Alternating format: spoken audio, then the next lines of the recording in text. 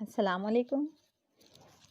प्यारे बच्चों, आज हम ये सबक शुरू करने से पहले कुछ अशिया के ज़ायक़े के बारे में जानेंगे। आपने लेमन जूस, ऑरेंज जूस वग़ैरह पिया होगा, उनका ज़ायक़ा कैसा होता है? आपने दही खाया होगा, आमला खाया होगा, कैसा होता है इनका मज़ा? बिल्कुल, ये ज़ायक़े में कैसे होते हैं? खट्टे होते हैं। आपने बेकिंग सोडा क्या कभी चखा है? आपने करेला तो खाया ही होगा, आपने मेथी वग़ैरह खाई होगी, तो ये कैसे होते हैं ज़ायक़े में? ये ज़ायक़े में कड़वे होते हैं और ये ज़ायक़े में कैसे हैं? खट्टे हैं।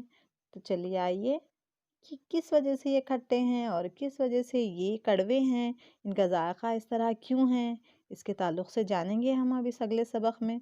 तो बच्चों आइए आज हम तेज़ाब, असास और नमक के ताल्लुक़ से कुछ बुनियादी मालूमात हासिल करें और उनके ज़ायक़े के ताल्लुक़ से, उनके तामुलात के ताल्लुक़ से और फिर नमकियात कैसे हासिल होते हैं, इन सब के ताल्लुक़ से आइए चलिए हम इस सबक में देखें।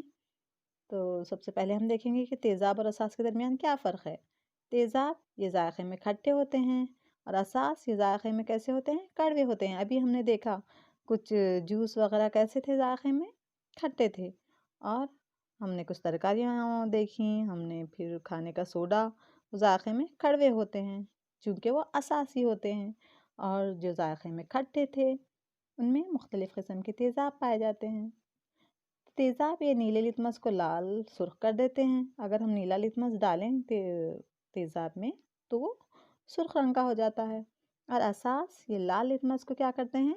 नीला बना देते हैं, नीले रंग में तब्दील हो जाता है लाल लिटमस। तो ये अपने आबी महलूल में H+ आयन बनाते हैं तेज़ाब।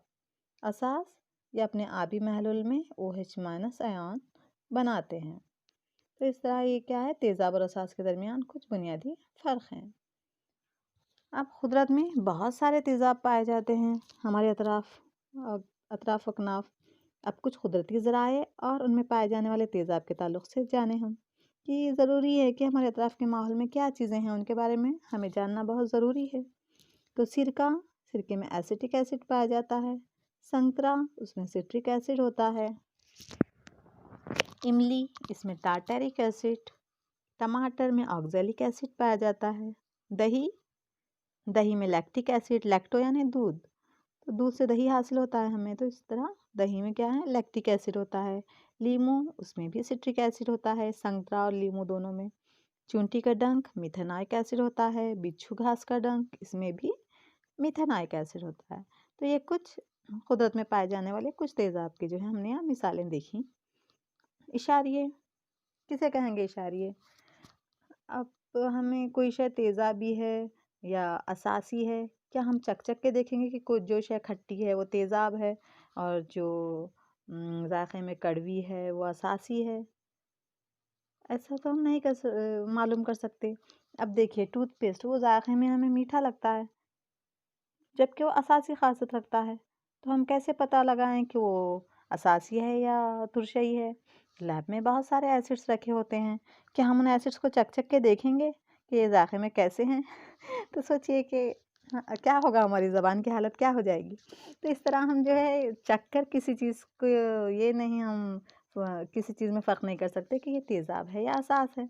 इस तरह हम कुछ अशिया का इस्तेमाल करते हैं, कुछ चीज़ों का इस्तेमाल करते हैं जो हमें ये बतलाती हैं कि ये असासी हैं चीज़ें या तुरशई हैं। तो तेज़ाब असास इंडिकेटर रंग या रंगों के ऐसे आमेज़े हैं जिनका इस्तेमाल तेज़ाब और असास की मौजूदगी को ज़ाहिर करता है। यानी उन चीज़ों का इस्तेमाल करके हम पता लगा सकते हैं कि जो हमें अशिया दी गई हैं तेज़ाबी हैं या असासी हैं। तो उन चीज़ों को हम कहते हैं इशारिये, वो इशारा देती हैं हमें, इंडिकेट करती हैं, तो इसलिए हमें उन्हें क्या कहते हैं? इंडिकेटर्स। तो आइए कुछ इशारियों के तारुफ से जानें कुदरती इंडिकेटर्स। लिटमस, ये तेज़ाब में नीला लिटमस सुर्ख रंग का हो जाता है और असास में सुर्ख लिटमस नीले रंग का हो जाता है। सुर्ख गोभी का रस, ये भी इंडिकेटर है, ये तेज़ाब में सुर्ख रंग का हो जाता है और असास में हरे रंग का होता है। हाइड्रेंजिया पौधे के फूल तेज़ाब में नीले रंग के हो जाते हैं और असास में इनका रंग कैसा हो जाता है? गुलाबी। हल्दी, तेज़ाब में कोई तब्दीली वाक़ई नहीं होती लेकिन असास में ये सुर्ख रंग की हो जाती है, लाल रंग हो जाता है। कभी आप हल्दी लगे कपड़ों पे अगर साबुन लगाएँ तो आपको वो सुर्ख नज़र आएगा, सुर्ख हो जाएगी, क्योंकि साबुन असासी ख़ासियत रखता है। तो जब हल्दी लगे कपड़ों पे हम साबुन रगड़ते हैं तो वो सुर्ख दिखाई देते हैं। वो जितना हल्दी लगा हिस्सा है वो सुर्ख नज़र आता है। अब देखिए मुख्तलिफ़ कुदरती इशारे जैसे हल्दी है, लिटमस पेपर है, सुर्ख गोभी, मुख्तलिफ़ फूलों की पत्तियाँ हैं, ये सभी क्या हैं? कुदरती इशारे हैं। अब हमने क्या किया, गोभी लेकर सुर्ख गोभी हमने जांच की कि क्या ये सचमुच इशारिया है, देखने के लिए हमने जांच की थी लैब में। तो यहाँ सुर्ख गोभी के रस को हमने, एक में हमने तेज़ाब लिया था, एक में हमने खाने का सोडा लिया था, एक में हमने पानी लिया था। तो जब हमने उसे बेस यानी असास में डाला तो उसका रंग देखिए कैसा हो गया। जब वो हमने उसको एसिड में डाला तो उसका रंग कैसे तब्दील हुआ, और जब हमने उसको पानी में डाला तो उसका रंग वैसे ही बाकी रहा, पर तेज़ाब और असास में उसका रंग क्या हो गया है? तब्दील हो गया है। देखिए एसिड में उसका रंग कैसा है, और पानी में उसका रंग, और असास में उसका रंग। यहाँ पर थोड़े से रंग अलग आ गए हैं और यहाँ पे हमें थोड़े से मुख्तलिफ रंग हासिल हुए हैं। वो अलग अलग केमिकल्स के इस्तेमाल से या अलग अलग परसेंटेज की वजह से जो है रंगों में तब्दीली आ गई है।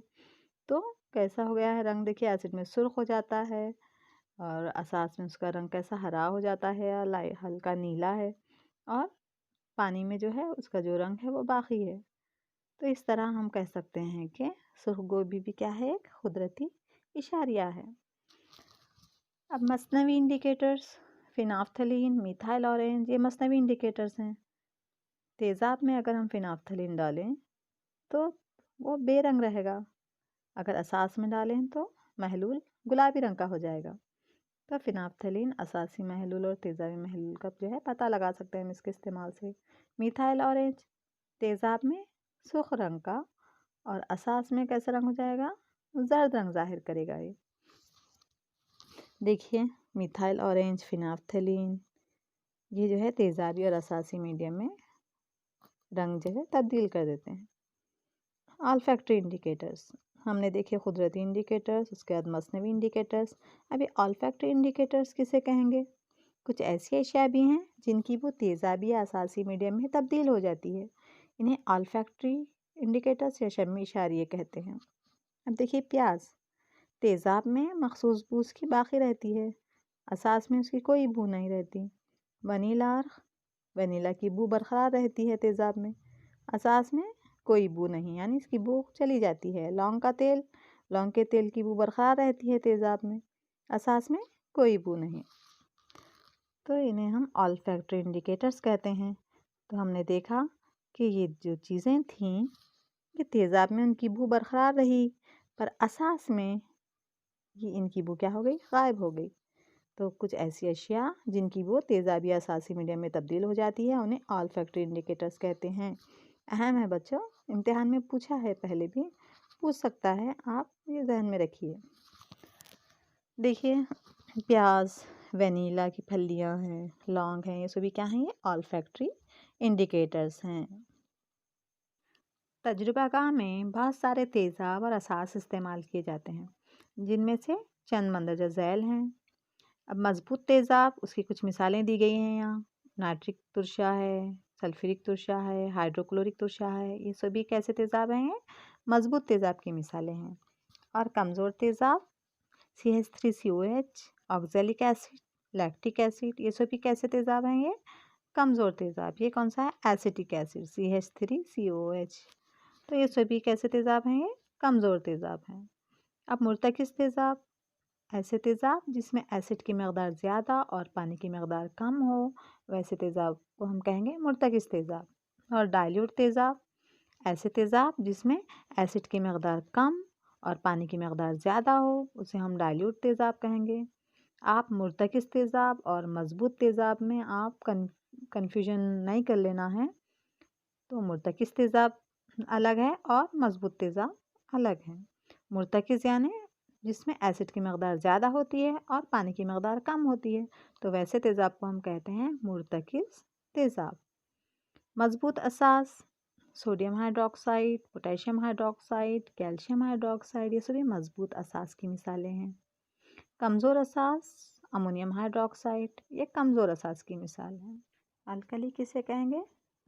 ऐसे असास जो पानी में हलपजीर हैं उन्हें अल्कली कहते हैं। नमक, साल्ट्स किसे कहते हैं? कैसे हासिल होते हैं वो? तेज़ाब और असास के दरमियान तामुल से क्या बनते हैं? बनने वाले मुरक्कबात को हम नमक कहते हैं। तेज़ाब और असास जब तामुल करते हैं आपस में तो हमें क्या हासिल होते हैं? नमकियात हासिल होते हैं। और अल्कली ऐसे असास जो पानी में हलपजीर हैं उन्हें हम अल्कली कहते हैं। तेज़ाब और असास का धात के साथ तामुल। तेज़ाब और असास धातुओं के साथ तामुल करके क्या बनाते हैं? तेज़ाब और असास धातुओं से तामुल करके नमक बनाते हैं और साथ में हाइड्रोजन गैस खारिज करते हैं। जैसे यहाँ देखिए तेज़ाब हाइड्रोक्लोरिक एसिड है, ये जिंक के साथ तामुल करके जिंक क्लोराइड बना रहा है और हाइड्रोजन गैस खारिज हो रही। सोडियम हाइड्रोक्साइड, ये जिंक के साथ तामुल करके सोडियम जिंकेट बना रहा है और कौन सी गैस खारिज हो रही है? हाइड्रोजन।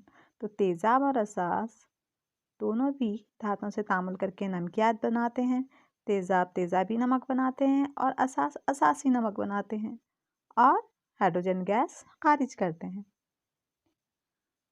यहाँ हम देख सकते हैं इस तजुर्बे में जो हाइड्रोजन गैस के लिए जो खारिज हो रही है उसका पता लगाने के लिए हमने तजुर्बा किया है। यहाँ एक स्टैंड को यहाँ टेस्ट ट्यूब लगा हुआ है, इसमें हमने एक एसिड डाला है सल्फ्यूरिक तेज़ाब और फिर उसमें हमने थोड़े से जिंक के दाने डाले हैं और इस जो नली को हमने यहाँ पर एक साबुन के बुलबुले साबुन के महलूल के बर्तन में उसको हमने गुजारा है। जब हम इस एसिड में जिंक के दाने डालते हैं तो तामुल होकर एक गैस निकलती है जो साबुन के बुलबुलों देखिए में होके आ रही है। अगर हम एक मोमबत्ती को इसके करीब लाएं तो पॉप आवाज़ के साथ जो है जलने लगती है। तो ये क्या बतलाती है कि इस तामुल के दौरान हाइड्रोजन गैस का इखराज हो रहा है। जब कोई तेज़ाब किसी धात से तामुल करता है तो आमतौर पर कौन सी गैस खारिज होती है? आप इस गैस की जांच किस तरह करोगे? ये सवाल आपको आ सकता है इम्तिहान में। एक टेस्ट ट्यूब में डाइल्यूट सल्फ्यूरिक तेज़ाब लीजिए और इसमें जिंक के चंद दाने डालिए। इस तामुल से जो गैस निकलती है इसे साबुन के महलूल से गुजारें। साबुन महलूल से बुलबुले खारिज होने लगते हैं। इन बुलबुलों के पास जलती हुई मोमबत्ती ले जाइए। बुलबुले क्या है? पॉप आवाज़ के साथ जलते हैं। यह आवाज़ हाइड्रोजन गैस की तस्दीक करती है। तो आप जो है समझकर जो है ये लिख सकते हैं इसका जवाब। दही और खट्टी अशिया को पीतल और तांबे के बर्तनों में क्यों नहीं रखना चाहिए? क्योंकि दही और खट्टी अशिया में तेज़ाब होते हैं। जब इनको पीतल और तांबे के बर्तनों में रखा जाता है तो इन अशिया में मौजूद तेज़ाब पीतल और तांबे से तामुल करके नई अशिया बनाते हैं। इसलिए दही और खट्टी अशिया को पीतल और तांबे के बर्तनों में नहीं रखना चाहिए। वो जो नई अशिया बनती है हमारी सेहत के लिए मुज़िर हो सकती हैं होती हैं। इसलिए हम जो है खट्टी अशिया को पीतल और तांबे के बर्तन में नहीं रखते। आपने देखा होगा अचार वगैरह कांच की भरनियों में रखे जाते हैं। तेज़ाब का धाती कार्बोनेट के साथ तामुल।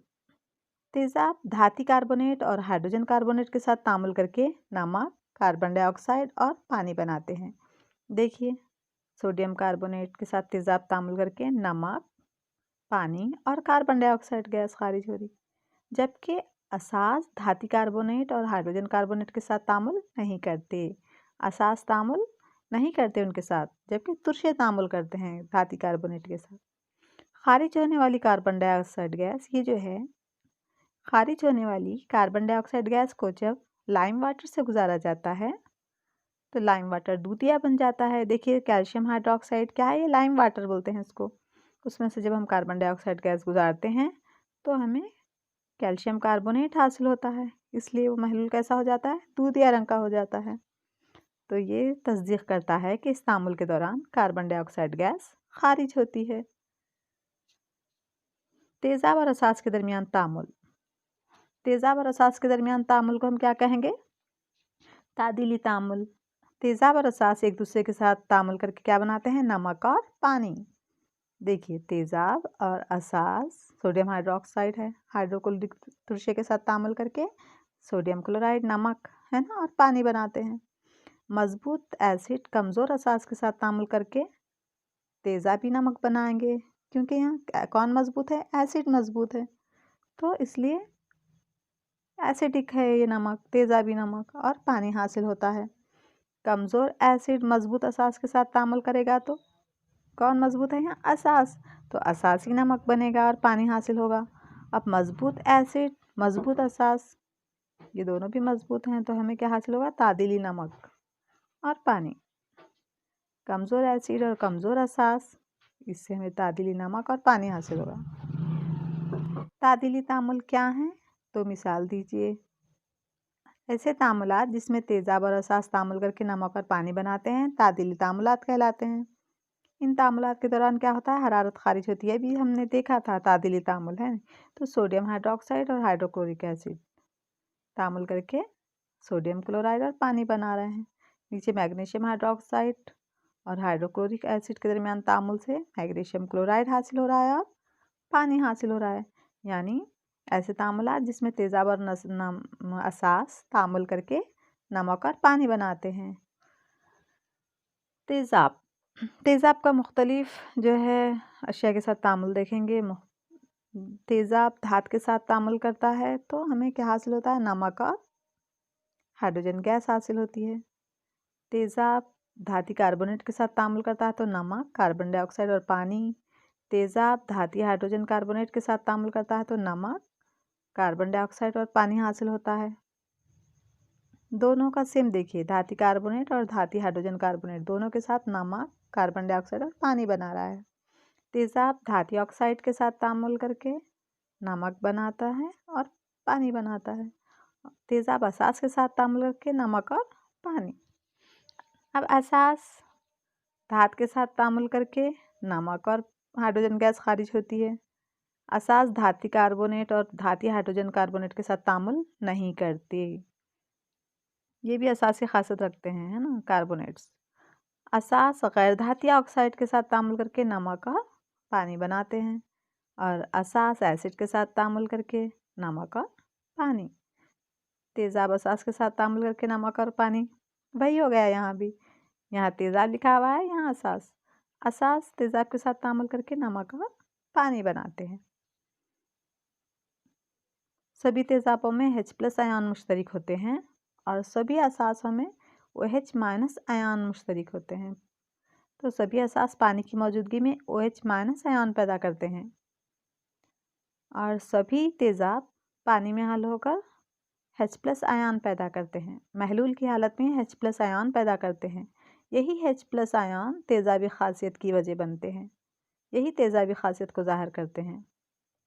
तो तेज़ाबों में H+ आयन मुश्तरिक हैं और असास में OH- आयन मुश्तरिक हैं।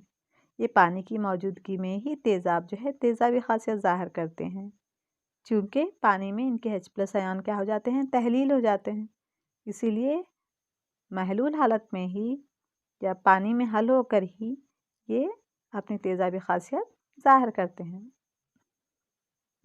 तेज़ाब पानी की गैर मौजूदगी में तेज़ाबियत के तर्ज अमल को क्यों ज़ाहिर नहीं करते, ये सवाल आ सकता है, अहम है बहुत।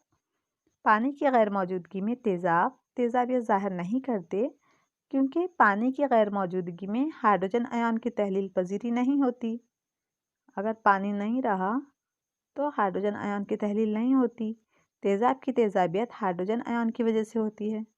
तो पानी रहा तो ही जो है ये हाइड्रोजन आयन जो है तहलील होकर तेज़ाबी खासियत ज़ाहिर करते हैं पानी में। इसलिए तेज़ाब पानी की गैर मौजूदगी में तेज़ाबियत का तर्ज अमल ज़ाहिर नहीं करते। डाइल्यूशन या हल्काना किसे कहते हैं? पानी में तेज़ाब या असास मिलाने से उनके इर्तिकाज़ में कमी आती है, यह अमल डाइल्यूशन कहलाता है। इससे हासिल शुदा तेज़ाब या असास डाइल्यूटेड तेज़ाब या डाइल्यूटेड असास कहलाते हैं। पानी में तेज़ाब या असास मिलाने के अमल को क्या कहते हैं? डाइल्यूशन। उन्हें हल्का करना, हल्काना। ये सवाल भी आ सकता है कि डाइल्यूशन के वक्त पानी में तेज़ाब मिलाना चाहिए, ना कि तेज़ाब में पानी क्यों? डाइल्यूट करते वक्त हमेशा हम पानी में तेज़ाब या असास डालना चाहिए। तेज़ाब में पानी नहीं डालना चाहिए। क्यों? क्योंकि डाइल्यूशन एक हरारतज़दा तामुल है, बहुत ज़्यादा मकदार में हरारत खारिज होती है। इसलिए डाइल्यूशन के दौरान पानी में तेज़ाब मिलाना चाहिए। तेज़ाब में पानी मिलाने से ज़्यादा मकदार में हरारत खारिज होकर हादसात का ख़दशा रहता है। इसलिए हमेशा हम पानी में तेज़ाब मिलाना चाहिए, ना कि तेज़ाब में पानी। तेज़ाब और असास के महलूल कितने ख़वी? यूनिवर्सल इंडिकेटर के ज़रिए हम ये मालूम कर सकते हैं कि कोई तेज़ाब या असास कितना क़वी है। यूनिवर्सल इंडिकेटर क्या है? कई इंडिकेटर्स का आमेज़ा होता है जो किसी महलूल में H+ आयन के मुख्तलिफ इर्तिकाज़ को मुख्तलिफ रंगों में क्या है ये ज़ाहिर करता है। अलग अलग रंग आते हैं यूनिवर्सल इंडिकेटर के अलग अलग मीडियम में इस्तेमाल करने से। किसी महलूल में H+ आयन के इर्तिकाज़ की पैमाइश pH पैमाने में की जाती है। pH में P से मुराद ताकत है। pH पैमाने पर pH की पैमाइश कितनी होती है? 0 से 14 तक होती है। pH यानी किसी भी महलूल में हाइड्रोजन आयन का इर्तिकाज़ क्या है वो मालूम करने के लिए हम क्या पैमाना इस्तेमाल करते हैं? pH। pH भी एक किस्म का पैमाना है। और pH इसके लिए यूनिवर्सल इंडिकेटर है ये। देखिए यहाँ 6 तक क्या है? एसिडिक। उसके बाद 7 क्या है? तादील है, न्यूट्रल। उसके बाद 7 से ज़्यादा 14 तक क्या हैं? ये पूरे अल्कलाइन यानी असासी हैं। असासी खासियत ज़ाहिर करते हैं। जो pH की कीमत अगर 8 से 14 तक है तो ये असासी, अगर 7 है तो ये तादील, अगर 0 से लेके 6 तक ये क्या है? ये पूरे एसिडिक। pH स्केल पे अगर हमें ये रीडिंग आती है तो ये एसिडिक हैं। अगर 7 बताती है तो वो न्यूट्रल है। अगर 7 से ज़्यादा हैं तो वो क्या हैं? वो सभी बेसिक हैं, असासी हैं, असासी फितरत को ज़ाहिर करते हैं। अब गैस्ट्रिक जूस, इसका pH 1.2, नींबू का रस 2.2 है उसका pH, खालिस खून 7.4 है उसका pH, मिल्क ऑफ मैग्नीशिया 7.10 और सोडियम हाइड्रोक्साइड बहुत ही ये ताकतवर असास है। देखिए तकरीबन 14 है इसकी pH। तो जैसे जैसे हम असासी खासियत की तरफ बढ़ रहे हैं, जैसे जैसे असासी खासियत बढ़ती जा रही है, H+ आयन के इर्तिकाज़ कम होता जाता है। और जैसे जैसे तेज़ाबी खासियत है यहाँ पर देखिए, यहाँ पर H+ आयन के इर्तिकाज़ में इजाफा होता जाता है इधर जाने पर, तेज़ाबी खासियत। और असासी खासियत में क्या है? H+ आयन का इर्तिकाज़ क्या होता जाता है? यहाँ पे कम होता जाता है। अगर pH 7 से कम हो तो वो तेज़ाबी खासियत है। अगर 7 हो pH तो वो तादील है। अगर pH 7 से कम हो तो वो क्या है? वो असास कहलाएंगे। आपके पास 2 महलूल हैं A और B। महलूल A का pH 6 और महलूल B का pH 8 है। किस महलूल में हाइड्रोजन आयन का इर्तिकाज़ ज़्यादा होगा? इनमें से कौन तेज़ाबी है और कौन असासी? देखिए pH अगर कम हो तो हम तेज़ाबी बोल के पढ़े। महलूल A का pH कितना है? 6 है। महलूल A का pH कितना है? 6 है, इसलिए ये तेज़ाबी है और इसमें हाइड्रोजन आयन का इर्तिकाज़ ज़्यादा रहेगा। तेज़ाबी जो मीडियम होता है उसमें H+ आयन ज़्यादा होते हैं। और महलूल B का pH कितना है? 8 है, तो ये क्या है? ये असासी है। 7 से कम जो है वो तेज़ाबी, 7 से ज़्यादा जो है वो असासी। तो H+ आयन का इर्तिकाज़ किस में ज़्यादा रहेगा? तेज़ाबी महलूल में। तो यहाँ पर महलूल A का जो है pH 6 है, तो इसमें हाइड्रोजन आयन का इर्तिकाज़ ज़्यादा रहेगा। कशीदा पानी बिजली का इरसाल नहीं करता जबकि बारिश का पानी करता है। क्यों? कशीदा पानी खालिस पानी होता है जिसमें किसी भी किस्म के आयन्स नहीं पाए जाते, इसलिए ये बिजली का इरसाल नहीं करता। जबकि बारिश का पानी खालिस नहीं होता, इसमें आयन पैदा करने वाले तेज़ाब वगैरह होते हैं, यानी बहुत सारे आयन्स पाए जाते हैं बारिश के पानी में, इसलिए बिजली का इरसाल करता है।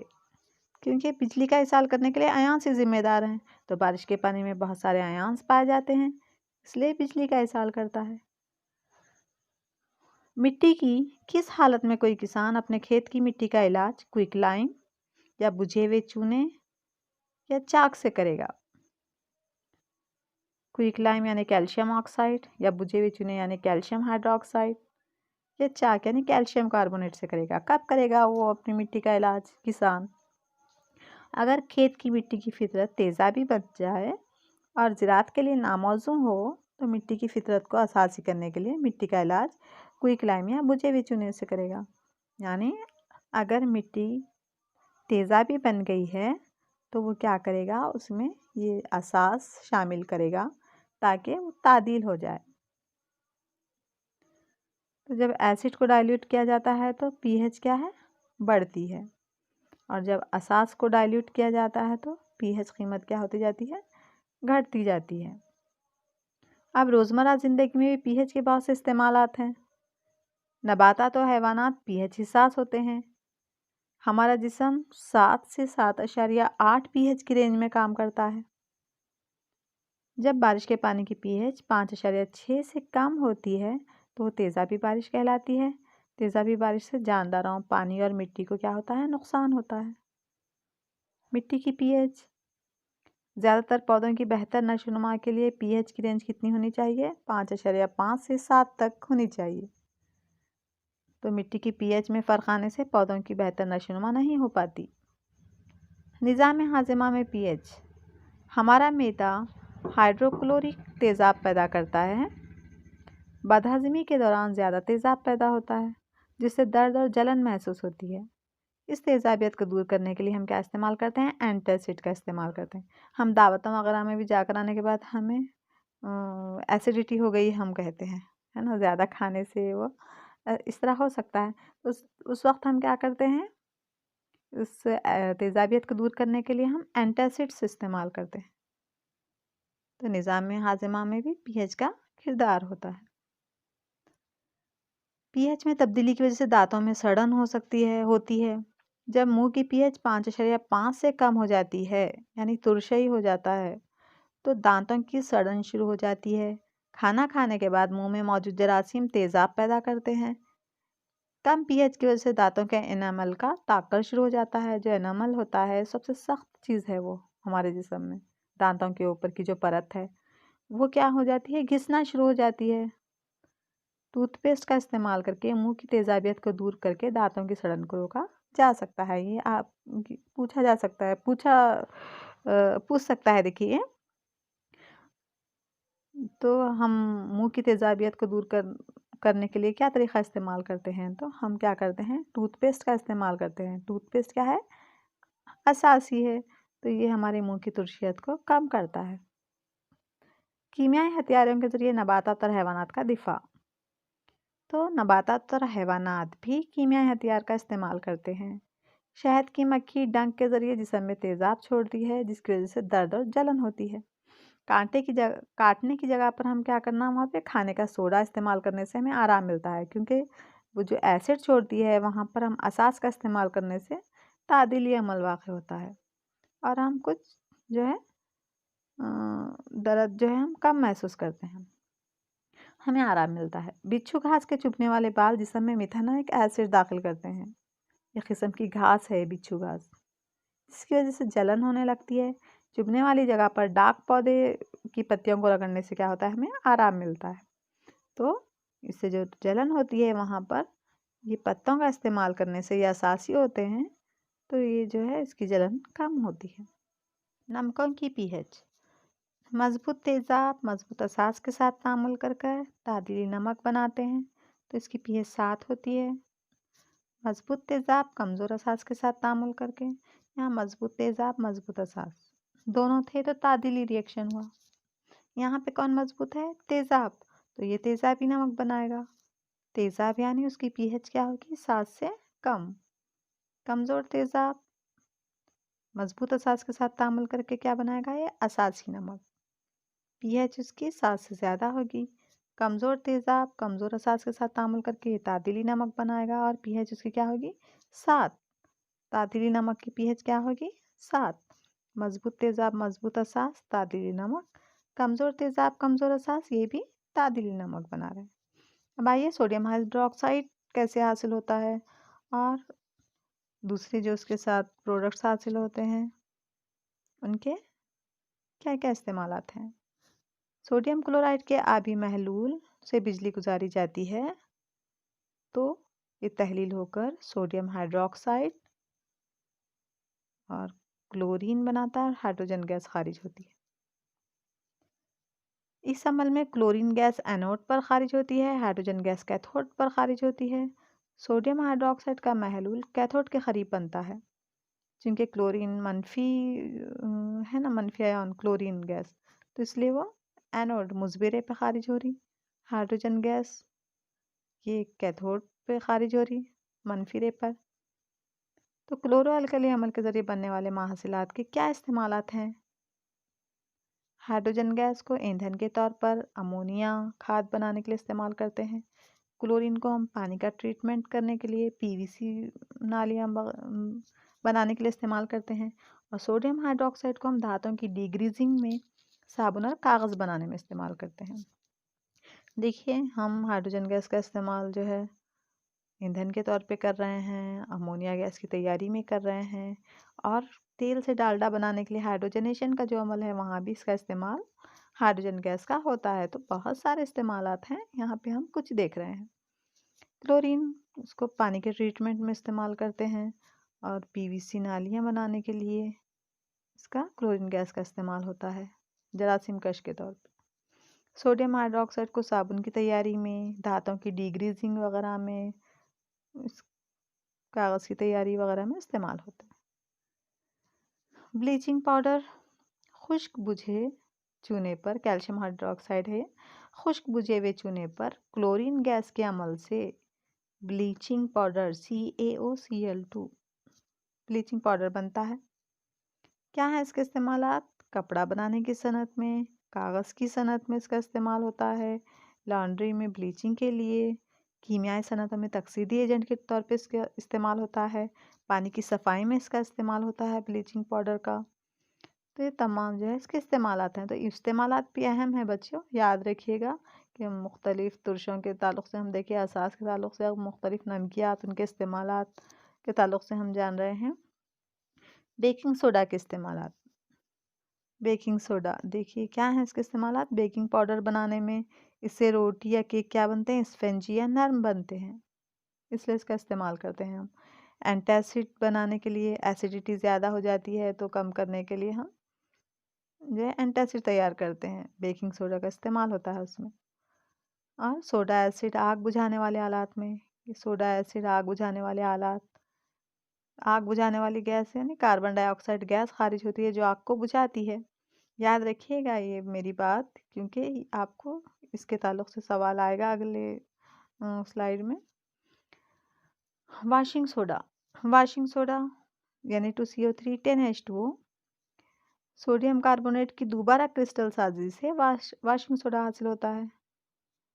देखिए इसके साथ दोबारा से जो है यानी 2CO3 + 10H2O दोबारा पानी के सालेमात के इत्तेहाद से जो है हमें क्या हासिल होता है? वाशिंग सोडा हासिल होता है। वाशिंग सोडा के क्या इस्तेमालात हैं? साबुन और कागज़ की सनतों में इसका इस्तेमाल होता है। सुहागा यानी बोरैक्स जैसे सोडियम के मुरक्कबात बनाने में इसका इस्तेमाल होता है। मुसफ़्फ़ी या डिटर्जेंट सफाई के तौर पे इसका इस्तेमाल होता है। पानी की मुस्तक़िल सख्ती दूर करने के लिए भी वाशिंग सोडा का इस्तेमाल होता है। प्लास्टर ऑफ पेरिस, जिप्सम को 373 डिग्री दर्जे हरारत पर गर्म करने से ये पानी के सालेमात खो देता है और हमें क्या हासिल होता है? ये प्लास्टर ऑफ पेरिस बनता है। फिर दोबारा जब हम इसमें पानी मिलाते हैं तो हमें जिप्सम हासिल होता है जो बहुत ठोस होता है। प्लास्टर ऑफ पेरिस से जिप्सम हासिल हो रहा है। क्या इस्तेमालात हैं जिप्सम के? डॉक्टर टूटी हुई हड्डियों को जोड़ने के लिए इसका इस्तेमाल करते हैं प्लास्टर ऑफ पेरिस का। खिलौने, सजावटी सामान और मुजस्समात बनाने, सतहों को चिकना करने के लिए, आराइशी और ज़ेबाइशी चीज़ें बनाने के लिए भी प्लास्टर ऑफ पेरिस का इस्तेमाल होता है। प्लास्टर ऑफ पेरिस को नमी रोग बर्तन में क्यों रखना चाहिए? वजाहत कीजिए। क्योंकि प्लास्टर ऑफ पेरिस क्या करता है, नमी को जज़्ब कर कर सख्त बन जाता है। तो क्योंकि प्लास्टर ऑफ पेरिस नमी को जज़्ब करके सख्त शय में तब्दील हो जाता है, जिसे जिप्सम कहते हैं, इसलिए हम इसको नमी रोग बर्तन में रखना चाहिए। इस तरह के कुछ अप्लाइड क्वेश्चंस भी आ सकते हैं जो आपको समझ के लिखने होते हैं। जैसे कि एक दूध वाला दूध में बहुत थोड़ी मकदार में खाने का सोडा मिलाता है, ताज़े दूध की पीएच को 6 से मामूली सा अल्कली की तरफ शिफ्ट क्यों कर देता है? यानी क्यों मिलाता है वो खाने का सोडा? क्योंकि अल्कली हालत में दूध आसानी से दही में तब्दील नहीं होता, यानी दूध नहीं फटता अगर हम खाने का सोडा उसमें मिला दें तो। इसलिए जो है दूध वाला दूध में क्या करता है, खाने का सोडा मिलाता है। ये दूध दही में तब्दील होने के लिए बहुत ज़्यादा वक्त क्यों लेता है? अल्कली दूध असासी होता है, अब खाने का सोडा मिलाने पर वो अल्कली बन जाता है, तो असासी खासियत आ जाती है उसमें। दही बनने के दौरान जो तेज़ाब पैदा होता है वो असास की वजह से तादिल हो जाता है। अब दूध में जो तेज़ाब बनते रहता है, जैसे ही सोडा डालें तो क्या हो जाता है, वो तादिल हो जाता है, इसलिए दही बनने में ज़्यादा वक्त लगता है। तो अल्कली दूध असासी होता है, दही बनने के दौरान जो तेज़ाब पैदा होता है वो असास की वजह से तादिल हो जाता है, इसलिए दही बनने में ज़्यादा वक्त लेता है। ताज़ा दूध की पीएच 6 है। जब ये दही में तब्दील होता है तो इसकी पीएच किस तरह तब्दील होती है? ताज़ा दूध की पीएच 6 है। अब दही में अगर तब्दील हो रहा है तो पीएच क्या होती जाएगी उसकी? कम होती जाएगी। और दूध की पीएच 6 है, जब ये दही में तब्दील होता है तो उसकी पीएच कम हो जाती है, क्योंकि दही तेज़ाबी होता है। इसमें मौजूद तेज़ाब पीएच को क्या करते हैं? कम कर देते हैं। एक सवाल है, ये सवाल का जवाब आप ढूँढिए, ढूँढकर आपके साइंस टीचर को बतलाइए। कोई धाती मुरक्कब हाइड्रोक्लोरिक तेज़ाब के साथ तामुल करके बुलबुले पैदा करती है। जो गैस निकलती है वो जलती हुई मोमबत्ती को बुझा देती है। यानी कोई एक धाती मुरक्कब है जो हाइड्रोक्लोरिक तेज़ाब के साथ तामुल कर रहा है, और कौन सी गैस खारिज हो रही? ऐसी गैस जो आग को बुझाती है। कौन सी गैस है वो? महासिल मुरक्कबात में से अगर एक कैल्शियम क्लोराइड है तो इस तामुल के लिए मुतवाज़न कीमियाई मसावात लिखिए। तो हमें एक गैस हासिल हो रही जो आग को बुझाती है, और कैल्शियम क्लोराइड हासिल हो रहा है। तो सोचिएगा कि इसका जो है इसकी कीमियाई मसावत क्या होगी, वो कौन सा धाती मुरक्कब है? ये अगर आपको मिल गया तो आप पूरा जो है ये हल कर सकते हैं। तो कीजिए बच्चों, आसानी है, करके आप अपने साइंस टीचर को बतलाइए। तेज़ाब और असास के आपस में तामुल से हासिल होता है, क्या हासिल होता है? बार बार पढ़ा हमने, ये बार बार पढ़ा है ना। तो तेज़ाब और असास के आपस में तामुल से पानी हासिल होता है या नमक हासिल होता है, नमकियात और पानी या नमकियात और शक्कर? बिल्कुल आप सही सोच रहे हैं। तो हमें नमकियात और पानी हासिल होता है। तो बच्चों, हमने इसमें बहुत ही मेन कॉन्सेप्ट्स देखे, बेसिक, और कुछ बुनियादी मालूमात हासिल की। हमने एसिड और जो है असास के दरमियान फ़र्क देखा, उनके मज़े कैसे होते हैं, उनका टेस्ट कैसा होता है, और मुख्तलिफ हमने इशारियों के ताल्लुक़ से जाना, इंडिकेटर्स के बारे में, कुदरती इशारिये, मसनवी इशारिये, ऑल्फैक्टरी इंडिकेटर्स के ताल्लुक़ से जाना हमने। और फिर हमने तेज़ाब और असास के जो है तामुलात देखे, एक दूसरे से वो तामुल करके क्या बनाते हैं, और फिर वो धाती कार्बोनेट से तामुल करके क्या बनाते हैं, हमने देखा। और हमने पीएच वगैरह के ताल्लुक़ से जाना कि पीएच भी एक पैमाना है जो हाइड्रोजन आयन को बतलाता है, उसके इर्तिकाज़ को बोलकर हमने देखा। रोज़मर्रा ज़िंदगी में पीएच की अहमियत हमने देखी, जानी। हमने मुख्तलिफ़ नमकियात और उनके इस्तेमालात देखे। तो प्यारे बच्चों, अब हमने कुछ इसकी मेन चीज़ें देख ली हैं, कुछ हमने अप्लाइड क्वेश्चंस भी देखे, जिस तरह के इम्तिहान में पूछे जा सकते हैं। तो मैक्सिमम हमने इसमें अहम चीज़ें कवर कर ली हैं। आप इनका इस्तेमाल करके अपने नोट्स पढ़ के, किताब में पढ़कर, आप इसकी मदद से, उन चीज़ों की मदद से इम्तिहान के लिए अच्छे से तैयारी करिएगा, और अच्छे से सबक में जो है आप परफेक्ट हो जाइए। इंशाल्लाह नेक्स्ट फिर मैं एक अगले लेसन, दूसरे लेसन के साथ आऊँगी। तब तक के लिए अल्लाह हाफ़िज़।